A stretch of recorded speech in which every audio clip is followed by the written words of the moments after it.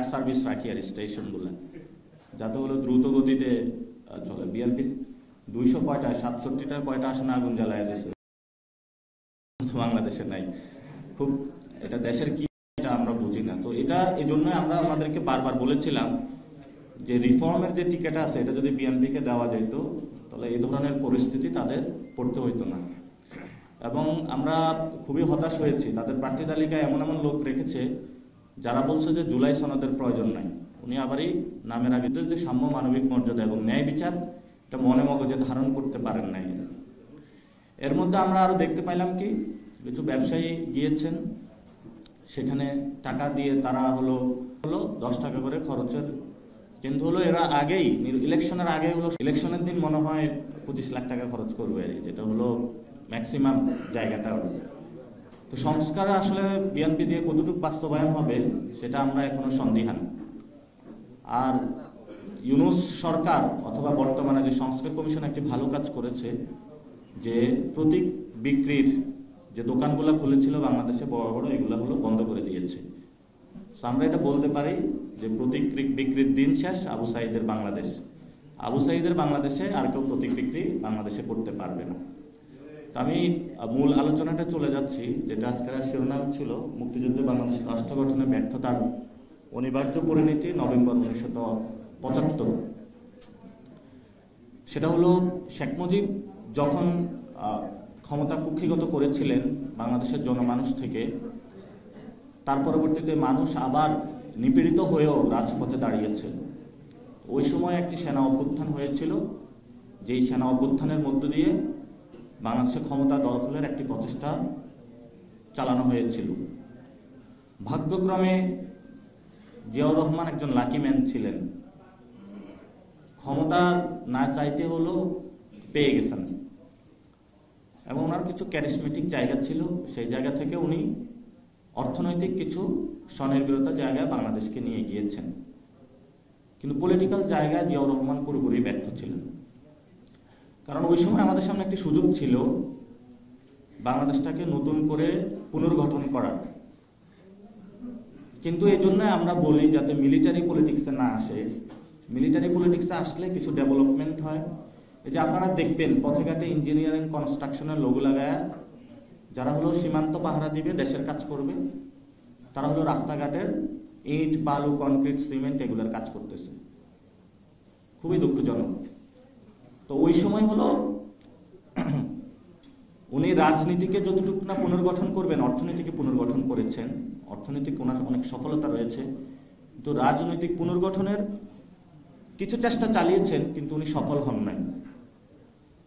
তো সেখানে উনি যদি চাইতেন, ওনার হাতে এত বড় ক্ষমতা ছিল, জনগণ অনেক বড় ধরনের সাপোর্ট দিয়েছিল, বাংলাদেশের ওই সময় গতিপথটা উনি ঘুরিয়ে দিতে পারতেন।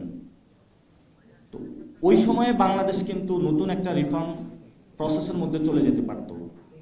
তো জিয়াউর রহমান ঐতিহাসিকভাবে এই যে সুযোগটা ছিল এটা মিস করেছেন।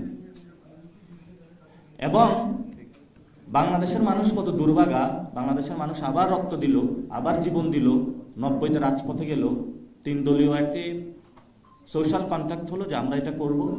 সেখানেও বিএনপি গাদ্দারি করলো বাংলাদেশের মানুষের সাথে। তো এখন 24-ও সুযোগ এসেছে। এখন বিএনপিকে একবার সুযোগ দেওয়া হয়েছিল 75-এ, পারে নাই। 90-তেও সুযোগ দেওয়া হয়েছিল, পারে নাই। 2001 সালেও কিছু সুযোগ পেয়েছিল, দুর্নীতিতে চ্যাম্পিয়ন হয়ে গেছে। যে জিয়াউর রহমান চেয়েছিল বাংলাদেশের অর্থনীতিকে স্বনির্ভর করতে, দুর্নীতি রোধ করে বাংলাদেশকে একটি সঠিক জায়গায় নিয়ে যেতে, জিয়াউর রহমানের মুখে কালো দাগ লাগিয়ে বিএনপি প্রথম এই বাংলাদেশে দুর্নীতির হলো অভিযাত্রা শুরু করে।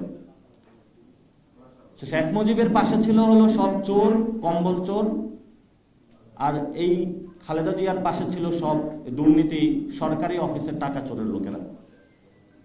তো আমরা এই পরিস্থিতির মধ্যে পড়ে এসে আইসা 24-এ 2000 লোক আবার শহীদ হইল। হওয়ার পরে আমরা সবাই একসাথে ঐক্যবদ্ধ হলাম, সংস্কার কমিশন গঠন হলো যে বাংলাদেশে আমরা সংস্কার কার্যক্রম করতে চাই। ওনারা বললো যে বাংলাদেশে সংস্কার করা যাবে না এবং সংস্কার কার্যক্রমকে ঠেকিয়ে দেওয়ার ডিজাইন, এলিগেন্স, বিউটি সেরা পণ্য সবার জন্য। জেভিকো। বাংলাদেশের মানুষের খুব দুঃখজনক ঘটনা যে মানুষ এই ধরনের একটি পরিস্থিতির মধ্য দিয়ে আবার পড়ল। এখন যখন সংস্কার বাস্তবায়নের পদ্ধতিতে আমরা মধ্যে সবাই ঐক্য জোটে আসা শুরু করলাম, তখন আবারই ওনারা মাঠে মনোনয়ন ফর্ম বিক্রি করা শুরু করলো। জায়গায় জায়গায় হরতাল, জায়গায় জায়গায় হলো রোড ব্লকের, এই জনের বাড়ি ভাঙচুর করতেছে, ওই জনের বাড়ি ভাঙচুর করতেছে।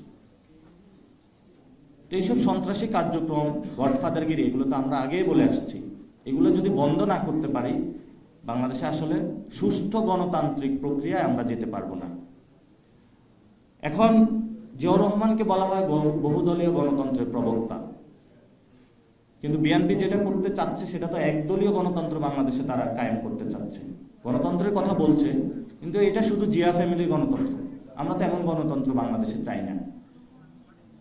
আর এই একদলীয় গণতন্ত্রের বাহিরে ধানের বিরোধী যে পলিটিক্স করবে বা ওনার আসন বিক্রি করবে, যে কিনতে না চাইবে তাকে শুট করা হবে। তো এই ধরনের পরিস্থিতি আসলে আমরা বাংলাদেশে চলতে দিতে পারি না এবং চাইও না।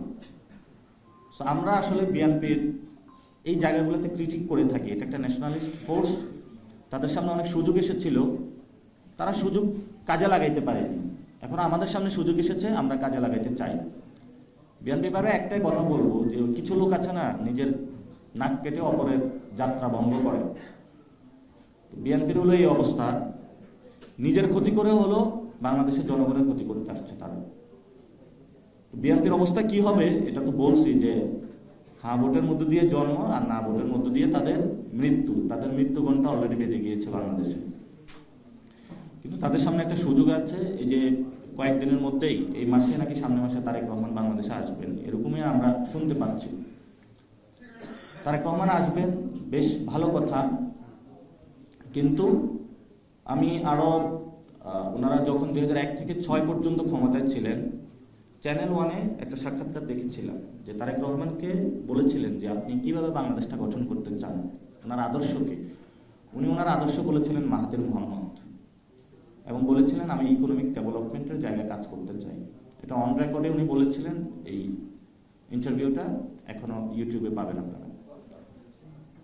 তো এখন আমাদের এখন পলিটিক্যাল ক্রাইসিসটা অনেক বড়, ইকোনমিক ক্রাইসিস যেমন রয়েছে। আর আমরা মনে করি যে বিএনপির যেই ইকোনমিক পলিসি, এই পলিসি দিয়ে আসলে তারা ইকোনমিক থেকে যেই চ্যালেঞ্জগুলো রয়েছে বাংলাদেশকে উত্তরণ করা সম্ভব না, এবং তাদের পলিটিক্যাল জায়গা থেকে তারা উত্তরণ করা সম্ভব না। আর বিএনপির যদি জোর জবরদস্তি করে, মানে ইউনুসের সাথে ডিল করে, লন্ডনে তো একটা ডিল হয়েছিল, আবারই বাংলাদেশে হলো ওই ডিলের নতুনভাবে আবারই সেই ডিলকে চুক্তি নবায়ন করে যদি তারা ক্ষমতায় যায়, বাংলাদেশে তাদের এনসিপির হাতে তাদের পতন হবে আবার। সো এটা খুবই দুঃখজনক। একটি দলের হাতে বা একই জনগণের শেখ হাসিনার পতন হয়েছে, আওয়ামী লীগের, বিএনপিরও পতন হবে। কিন্তু তখন একটি সুযোগ থাকে যে জামায়াত ইসলামী ক্ষমতা নিবে কিনা, এটা বড় একটা কনসার্নের বিষয় বাংলাদেশে। তা আমরা সেখানে বলি, বাংলাদেশের সংখ্যাগরিষ্ঠ যে 90% মুসলমান আছে, আমরা তাদের কাছে ক্ষমতাটা দিতে চাই। এই রেসপন্সিবিলিটি নিয়ে এখানে যারা আমাদের হিন্দু ভাইরা রয়েছে তাদেরকে আমরা শান্তিতে থাকতে দিব। অর্থাৎ আমি যদি খাইতে না পারি, আমি যদি পড়তে না পারি, আমার আগে রেসপন্সিবিলিটি থাকবে অন্যান্য যে ধর্মাবলম্বী ভাইরা আছে তাদের আমরা সহযোগিতা করা, তাদের আগে নিরাপত্তা নিশ্চিত করা, নারীদের নিরাপত্তা নিশ্চিত করা, আলেমদের নিরাপত্তা নিশ্চিত করা। এই জায়গাগুলোতে আমরা কাজ করে যাচ্ছি। সো আমরা সকল দলের কাছে আহ্বান রাখবো, একটি সুযোগ এসেছে, এই সুযোগটা আমাদের কাজে লাগাতে হবে। এবং 75-এর সময় যেমন জিয়াউর রহমান ভুল করেছিলেন, রাজনৈতিকভাবে বাংলাদেশটাকে পুনর্গঠনের সুযোগ পেয়েও ইনস্টিটিউশনগুলো দাঁড় করানোর সুযোগ পান নাই। আর জামায়াত তো 71 সালেও আরো বড় ভুল করে বসে আছে। 24-এর পরে আমি জামায়াতের অনেককে বলেছিলাম যে দলের নামটা চেঞ্জ করে ফেলেন, কারণ আপনার দলের নাম দিয়েছেন ইসলামিক নাম দিয়ে, এটার গায়ে যে কাদা লাগিয়েছেন, এই কাদা পরিষ্কার করার মতো না, পুরাটাই কালো হয়ে গিয়েছে। এটা আর বসে মাঝে পরিষ্কার করা সম্ভব না। এই জন্য ওনাদেরকে আমরা আগেও বলেছিলাম দলের নামটা পরিবর্তন। এখন তারা বলবেন যে গণতান্ত্রিক পদ্ধতিতে আপনি কি আমার দলের নাম পরিবর্তন বলতে পারেন কিনা। আমি বললাম গণতান্ত্রিক যাত্রায় আপনি কি আমার ইসলাম নিয়ে আপনি শুধু একটা দল বানায় রাজনীতি করতে পারেন কিনা, আমি তাদেরকে প্রশ্ন রাখবো। সেজন্য আমরা জামায়াত ইসলামী বিএনপিকে এখনো বলবো, একটা সুযোগ এসেছে, সুযোগটা আমাদের কাজে লাগাতে হবে। এবং আজকে আপনারা যারা উপস্থিত ছিলেন সবাইকে ধন্যবাদ। তবে আমাদের সব থেকে একটা কোশ্চেন, বার্নিং একটা কোশ্চেন আসছে যে আমরা কার সাথে জোটে যাব। আমরা যারা সংস্কার বাস্তবায়নের পক্ষে থাকবে তাদের সাথে জোটে যাব। সংস্কার বাস্তবায়নের পথে যারা বাধা হবে এই জোট মিলে তাদেরকেও আমরা বাংলাদেশের জনগণের সামনে ভোট প্রক্রিয়াতে তাদেরকে পরাজিত করবো ইনশাআল্লাহ। এই জন্য হলো জুলাই সনদ বাস্তবায়নের পথে যদি বিএনপি এগিয়ে আসে, আমরা এই কন্ডিশনে তাদেরকে কিছুটা সুযোগ দিতে রাজি আছি। পুরো সুযোগ দিতে রাজি না, কারণ তাদের অর্থনৈতিক যে ব্যবস্থা থেকে চাঁদাবাজি, মাস্তানি এত বেশি করছে তারা বাংলাদেশে, এগুলো ক্ষমার অযোগ্য, এগুলোর বিচারের সম্মুখীন হতে হবে।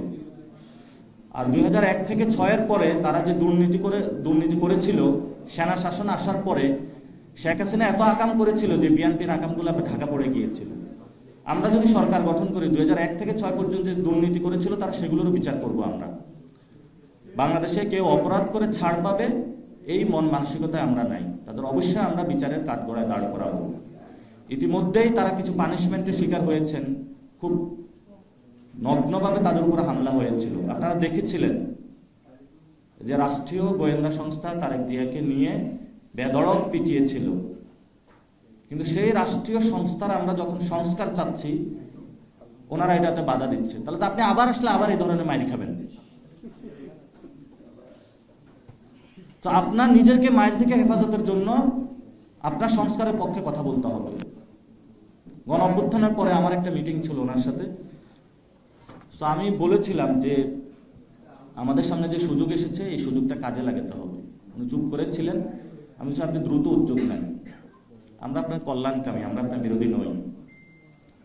আর যদি আমাদেরকে আপনারা জেলে ভরতে চান, হত্যা করতে চান, এই স্ট্র্যাটেজি দিয়ে আপনাদের বেশি কাজ হবে না। আপনাকে বাংলাদেশে আপনি যদি জয়ী হতে চান, অস্ত্র দিয়ে আপনি জয়ী হতে পারবেন না, কাউকে হত্যা করে জয়ী হতে পারবেন না, জেলে ভরে জয়ী হতে পারবেন না, মামলা দিয়ে জয়ী হতে পারবেন না। আপনাদের মানুষকে মন জয় করার মধ্যে দিয়ে বিএনপির জয় নেই, এছাড়া বিএনপির সামনে আর কোনো জয় নাই। এই জন্য আমরা সকলকে বলবো, বাংলাদেশের যারা জনগণ রয়েছে আপনারা দেখছেন, আমরা নতুন বাংলাদেশ গঠন করতে চাই। এই নতুন বাংলাদেশে আমরা আপনাদের সঙ্গী হতে চাই। আমাদের সামনে আমাদেরকে ক্যারেক্টার অ্যাসাসিনেট করে অনেকরে অভিযোগ দেওয়ার চেষ্টা করা হয়েছিল যে আমরা নাকি দুর্নীতি করি। দুর্নীতিতে যারা চ্যাম্পিয়ন, গণ অভ্যুত্থানের পর আমি বলেছিলাম এক লোকে যে চাঁদাবাজি আর দুর্নীতি করেছে তারা দিয়েই তো গণভোট হওয়া সম্ভব। এত ধরনের তারা বাংলাদেশের মানুষের উপর অত্যাচার করেছে। আমরা এই পর্যন্ত কোনো দুর্নীতির সাথে যাইনি, আমরা কোনো সন্ত্রাসের সাথে যাইনি, আমরা চাঁদাবাজের সাথে যাইনি। এবং আমাদের এই যে বৈষম্য বিরোধী নাগরিক কমিটি থেকে নাগরিক পার্টির কোনো নেতাকর্মী আগামী ইলেকশনে যার বিরুদ্ধে ন্যূনতম কোনো অভিযোগ আসবে দুর্নীতি, চাঁদাবাজি, সন্ত্রাসীরা, আমরা তাদেরকে নমিনেশন দিব না ইনশাআল্লাহ। এটা আমাদের দৃঢ় প্রত্যয়।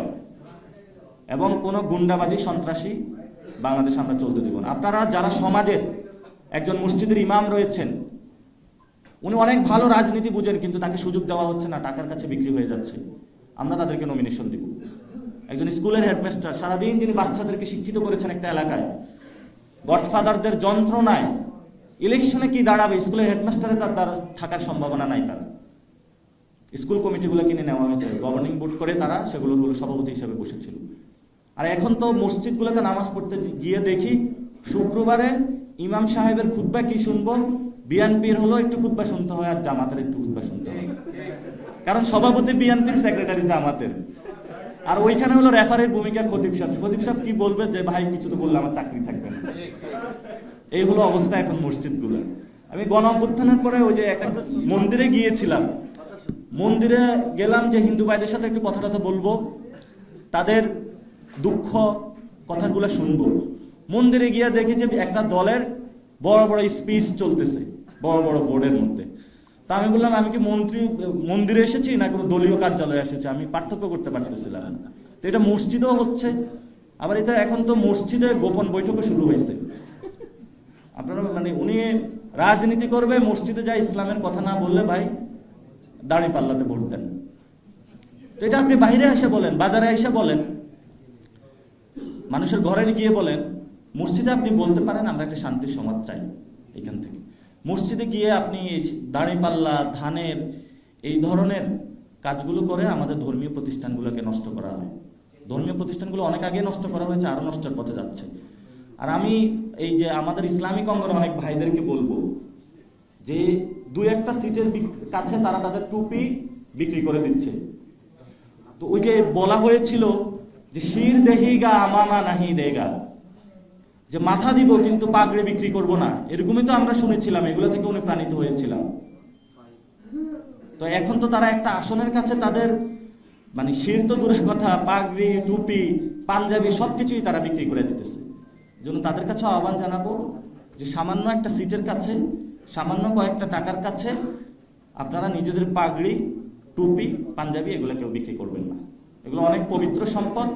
এগুলোর জন্য নবী সাল্লাল্লাহু আলাইহি ওয়াসাল্লাম আরবের মধ্যে এমন কোনো কষ্ট যে উনি সহ্য করেন নাই, আর সেই কষ্টকে জলাঞ্জলি দিয়ে আপনারা বাংলাদেশে সেই কষ্টটা বোর্ডের কাছে বিক্রি করে দিবেন না, 2-1টা আসনের কাছে।